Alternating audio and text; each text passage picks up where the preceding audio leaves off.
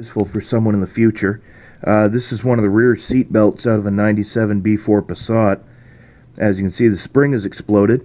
In servicing the rear shocks, have to take the rear parcel shelf out, and requires unbolting the seat belts. I found out the hard way, if you let them retract too far, they perma-lock into position.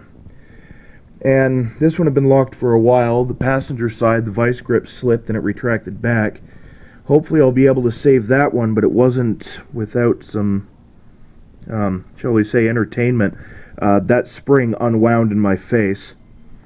Fortunately, I'm not too badly hurt. Pressing on. Got shit to do. Okay, so I'm going to get camera light. Sorry, it's washed out. Doesn't seem to give me an option. How's it go? These black covers fit over top of either side here. If you want to know which side to take off, this little check ball right here that operates the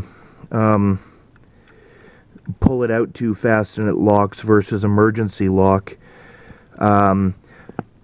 With the covers on, if you just pick it up, pull tension on the belt, and shake it, you can actually hear that little check ball rattling around. You'll know to take that side off, but be very, very certain of that, because the other side letting go is not pretty. Oh. Near as I can tell, stupid light. There are some timing marks on these gears, but I can't seem to find what their orientation is, if they even have one. I don't know why they would. I can't even figure out what this mechanism is supposed to do. All I can figure out is that it goes that way or it goes that way, and the operation does not change. As an amendment to that video, or that set of videos, turns out that the timing on those gears is absolutely critical. What's happening there is that the small gear on the inside is hooked to the shaft that connects to the seatbelt mechanism itself. As it unravels, that center gear turns and turns the two gears that were on either side. The tooth offset of those, center gear has 11 teeth, the outer gears have 17 teeth. I hope I have that number right. And what's happening there is there's a set number of rotations that you can pull the seat belt out before one of those timing notches hits the gear and flicks that little switch to the other position, essentially putting it into a, I'd call it a manual mode. I don't know what the purpose of that would be. Maybe for older style child seats, you could pull the seat belt all the way out, buckle them in, and then retract it, and it won't pull out again until it goes all the way back in, at which point that timing mark, which is actually a little offset in the gear, triggers the mechanism to flip the other way, and on the inside of that mechanism is a latch that hooks to a little plastic toothed gear that locks things in place.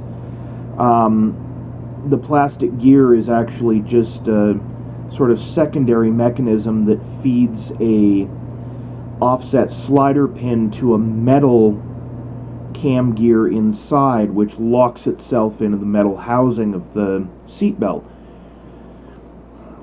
Unfortunately, I am way too exhausted to do the math on that right now, and because of the diminishing or increasing size of the roll of seatbelt, it's not a direct mathematical equation. There's some sort of fancy stuff that's well beyond me there.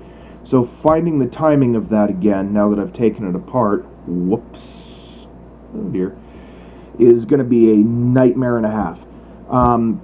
The simple solution in the meantime is to remove that center cam gear. That center shaft gear that you saw in the previous video.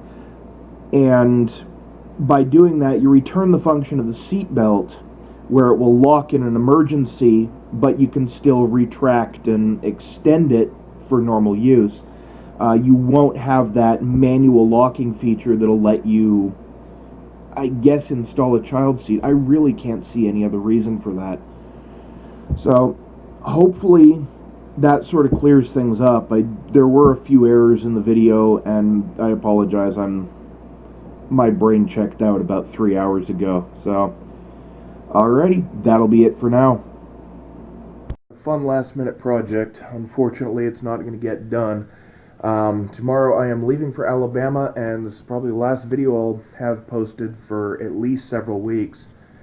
So, got to get situated, settled, figure out what's going on before I can start working on my baby again. Poor dear. So much to get done. Good night.